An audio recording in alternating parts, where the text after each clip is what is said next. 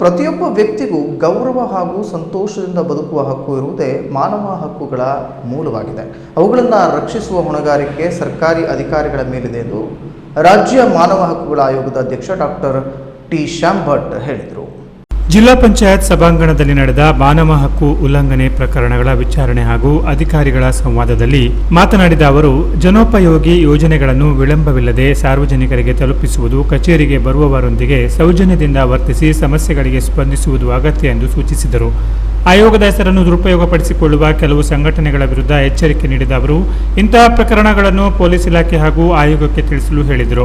ಆಯೋಗದಲ್ಲಿ ಪ್ರತಿ ತಿಂಗಳು ಸುಮಾರು 500 ದೂರುಗಳು ಬರುತ್ತಿದ್ದು, ಈಗಾಗಲೇ 29 ಜಿಲ್ಲೆಗಳಿಗೆ ಭೇಟಿ ನೀಡಿ 8,000 ಪ್ರಕರಣಗಳಲ್ಲಿ 3,000 ಪ್ರಕರಣಗಳು ಬಾಕಿ ಇವೆ ಎಂದು ಮಾಹಿತಿ ನೀಡಿದರು. ಉತ್ತರ ಕನ್ನಡ ಜಿಲ್ಲೆಗೆ ಸಂಬಂಧಿಸಿದ 30 ಪ್ರಕರಣಗಳ ವಿಚಾರಣೆ ಪೂರ್ಣಗೊಂಡಿದ್ದು, ಬಹುತೇಕ ಪ್ರಕರಣಗಳು ಇತ್ಯರ್ಥದ ಹಂತದಲ್ಲಿವೆ. ಈ ಹಿನ್ನೆಲೆಯಲ್ಲಿ ಜಿಲ್ಲಾಧಿಕಾರಿ, ಜಿಲ್ಲಾ ಪಂಚಾಯತ್ ಸಿಇಒ ಹಾಗೂ ಪೊಲೀಸ್ ವರಿಷ್ಠಾಧಿಕಾರಿಗಳಿಗೆ ಅಭಿನಂದನೆ ಸಲ್ಲಿಸಿದರು.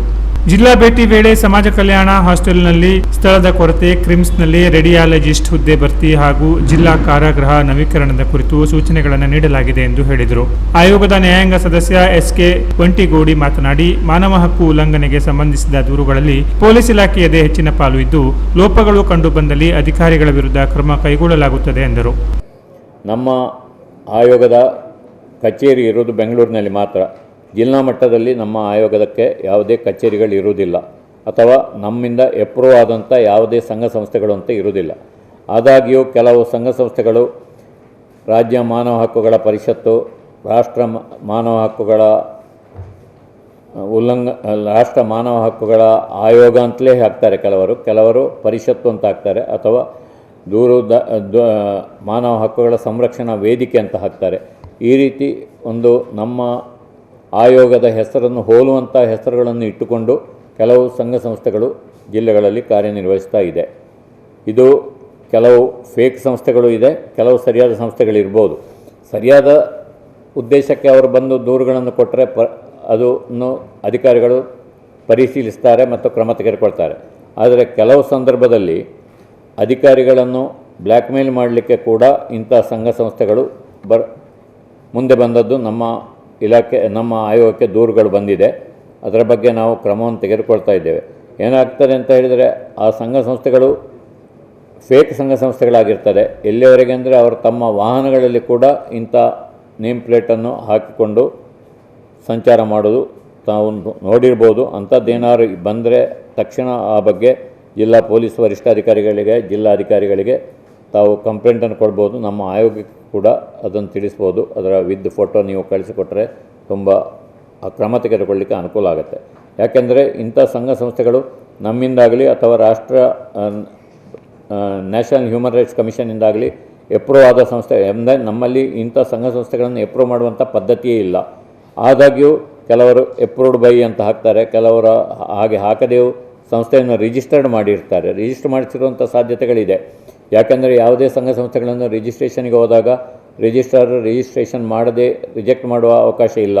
ಅವರು ರಿಜಿಸ್ಟರ್ ಮಾಡ್ತಾರೆ. ಆದರೆ ರಿಜಿಸ್ಟರ್ ಆದ ಸಂಸ್ಥೆಗಳು ಆ ರಿಜಿಸ್ಟ್ರೇಷನ್ನಲ್ಲಿ ಏನು ಷರತ್ತುಗಳನ್ನು ಹಾಕಿದ್ದಾರೆ ಅದನ್ನು ಪಾಲಿಸಿರುವುದಿಲ್ಲ.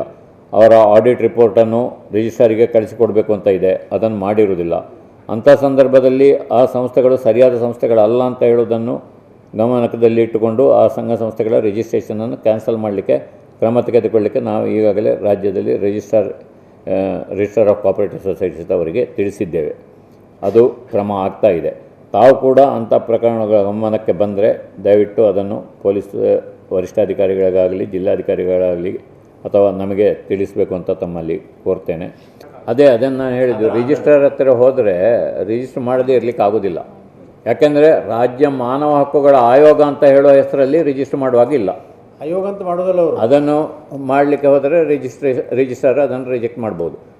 ಅದು ಬಿಟ್ಟು ನಮ್ಮ ಆಯೋಗದ ಹೆಸರಿಗೆ ಹೋಲುವಾಗೆ ಹೆಸರುಗಳನ್ನು ಇಟ್ಟುಕೊಳ್ಳೋದು, ಕಡೆಗೆ ಆಯೋಗದ ಬದಲು ವೇದಿಕೆ ಅಂತ ಮಾಡೋದು, ಈ ಥರ ಸಮಿತಿ ಅಂತ ಮಾಡೋದು, ಈ ಥರ ಮಾಡಿಕೊಂಡು ಹೋದಾಗ ರಿಜಿಸ್ಟರ್ ಹತ್ತಿರ ರಿಜಿಸ್ಟ್ರೇಷನ್ಗೆ ಹೋದಾಗ ಅವರು ರಿಜಿಸ್ಟರ್ ಮಾಡಲೇಬೇಕಾಗ್ತದೆ.